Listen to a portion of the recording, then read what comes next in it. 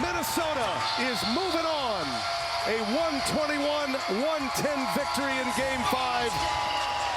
And they take out the Golden State Warriors. Show with news from our Shams Charania, who's reporting that the Bucks superstar Giannis Antetokounmpo is, quote, open-minded about whether or not he's exploring his best long-term fit and whether or not that remains in Milwaukee or playing somewhere else. If I see Steph and Giannis, that is a match made in heaven.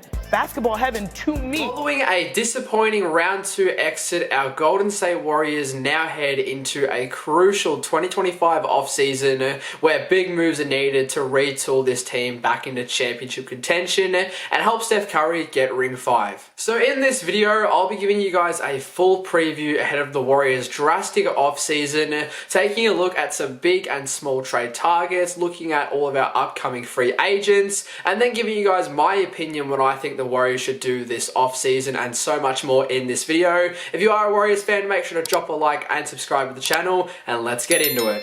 Now let's start things off looking at our current payroll for next season. So at the top, there is a lot of money guaranteed to our big three. Steph Curry will be making $59 million. He deserves every single cent of that. Jimmy Butler, who we gave a big extension to after trading for him, will be making $54 million. And Draymond Green, who I actually think has a really good value contract, will be making $25 million next season. So that is already $138 million for 3 guys, which does make it tougher for the Warriors to go out and get some top-end guys who also have really big deals. Now, after that, money-wise, it does drop off. Moses Moody will be getting $11 million, Buddy Hield $9 million, and Trace Jackson-Davis $2 million. And also, Brandon Bajemski has a $3 million team option. Santos and Post also both have $2 million team options. It's likely that the Warriors will pick up all 3 of those team options. So that is everyone who is currently under contract for next season. The Warriors do have a lot of players in the free agency pool, and by far the biggest and most important one is young star Jonathan Kuminga, who is coming off averaging 20 points per game in the second round of this year's playoffs. And with that, he is likely to warrant a big long-term deal, roughly 4 to 5 years, 100 to 150 million.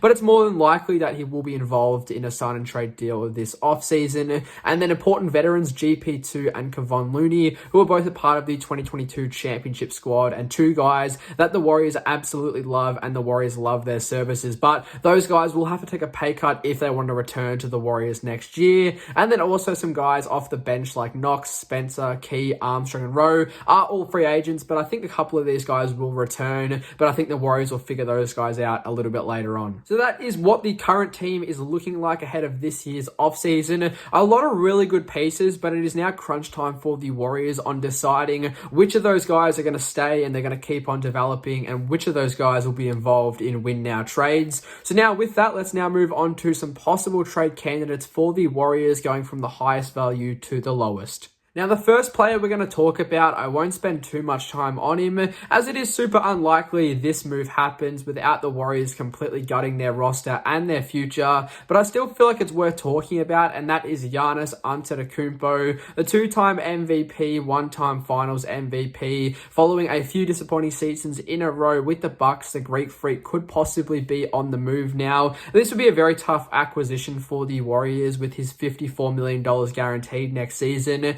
and also his very, very high trade value. To me, the only small way I see the Warriors getting Giannis is if he specifically requests a trade to the Bay. Otherwise, it's just going to be a bidding war with a bunch of teams, and I don't see the Warriors getting involved or winning that. You know, teams like the Spurs, Mavs, Rockets have way more assets. So it's super unlikely we land Giannis, but if we somehow can, it would be amazing. Now, the next player we're going to talk about, he is definitely a step down from Giannis, but he is still a star in this league, and that is Domantas Sabonis. Now, once again, this would be a very tough trade for the Warriors to execute. Money-wise, now Domantas is making $43 million next season. We also know he's a little beef with Draymond, so I don't know how that would work as a locker room fit, but on the court, I think this would be a great acquisition. I feel like he'd be a very good fit alongside Steph, Jimmy, and Dre. The Warriors have been in some desperate need for some size and some rebounding, and he would certainly bring that, alongside also being a really solid scorer. Trade-wise, the Warriors would certainly have to give up Jonathan Kuminga, also another young asset, alongside a few first-round picks, but if for some reason the Kings are happy to move on from him, I would definitely be calling them up.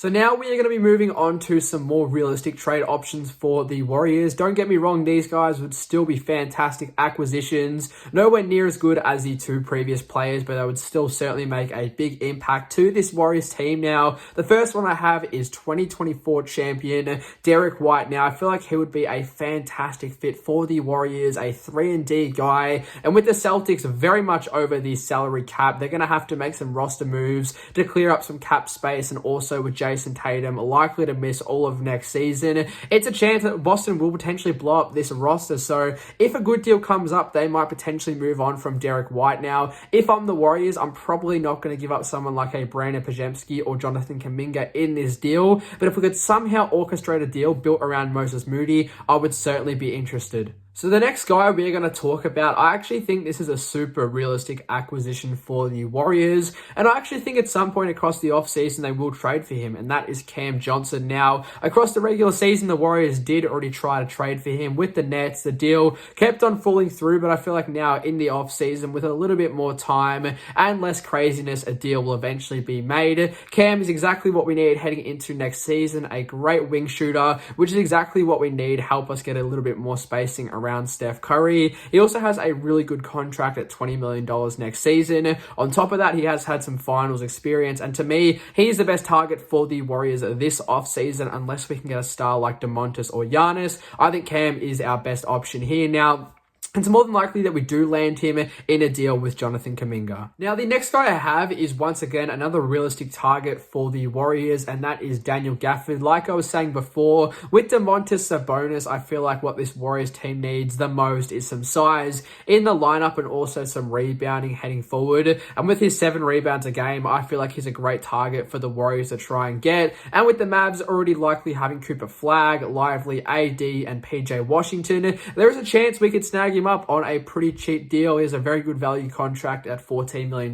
next season, and to me, he is one of the best options for the Warriors to go for. So those are all of the bigger targets the Warriors are currently looking at heading into the offseason. There is also a lot of other guys out there who maybe aren't at the same level as the guys I just mentioned, but they're also super interesting to look at. Guys like Porzingis, Melton again, Lopez, Brown, LeVert, they're all really interesting guys, but I feel like our main priority should be going for the guys I previously mentioned. But you know, if things fall through, potentially fall back on trying to get some of these guys. So now let me talk about what I think the ideal offseason is for the Warriors and what I would do if I was the Warriors GM. To me, it's simple. We need to address 3 things, and they're our 3 biggest weaknesses: our wing shooting, our rebounding, and our need for a backup point guard. So first things first, I am doing a sign and trade deal with the Brooklyn Nets. I am sending over young star Jonathan Kuminga on a 4-year deal worth around maybe $25 million a season. Let him go over to a young rebuilding Nets side and grow. Let him get a lot of touches. Obviously, he needs the ball to kind of operate, and on that Brooklyn team, he certainly will get that. And then in return, the Warriors get Cam Johnson.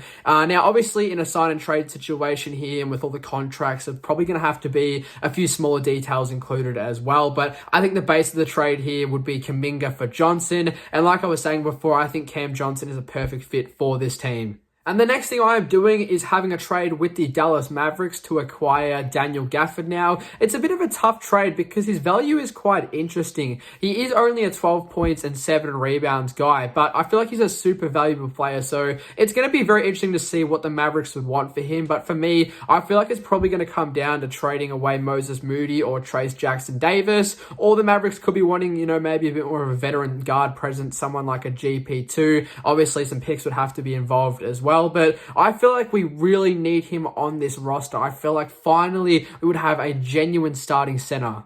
And the last, I guess, supposed major move I would make would actually be bringing back DeAnthony Melton. Coming off the ACL, we actually should be able to get him for pretty cheap, maybe $7 million for the season. And prior to the ACL, before the Warriors traded him away, he was a great player on this team. He fit so perfectly next to Steph Curry, and he worked well in that Warriors rotation. So he might not want to come back. The Warriors arguably did do him a little bit dirty, but if he'd want to come back, I don't see why the Warriors wouldn't want him. I feel like he'd be a great backup point guard off the bench. So that's all the major moves I would make to retool this Warriors roster into a championship contender. Let me know if you agree with the moves I've made, and feel free to comment down below what moves you would make if you were the Warriors GM. Now, following all of my hypothetical moves, this would have the Warriors 2026 starting lineup as Steph Curry, Jimmy Butler, Cam Johnson, Draymond Green, and Daniel Gafford. To me, that is a championship level starting five. I really like the way that starting five would look. We finally get some size in the lineup with Daniel Gafford, and we finally get some wing shooting in Cam Johnson. My only little fault here is I don't know if I'd want Jimmy Butler at the shooting guard. I know he's done it across points in his career, but I probably prefer him as a forward, but I feel like we can make it work. Now, obviously, depending on who we ultimately have to give up, the bench could look something like D'Anthony Melton, Brandon Pajemski, Buddy Hield, Quinton Post, and Kevon Looney. So in this case, let's just pretend we traded away Jonathan Kuminga, Moses Moody, and GP2 to acquire the roster we currently have. Now, I actually feel like that would be a really good squad. I think I've done pretty well here. Obviously, it's much easier said than done, but thank you all for watching this video. This is kind of like my preview of the Warriors 2025 offseason. If you did enjoy today's video, make sure to drop a like and subscribe, and I'll see you all soon.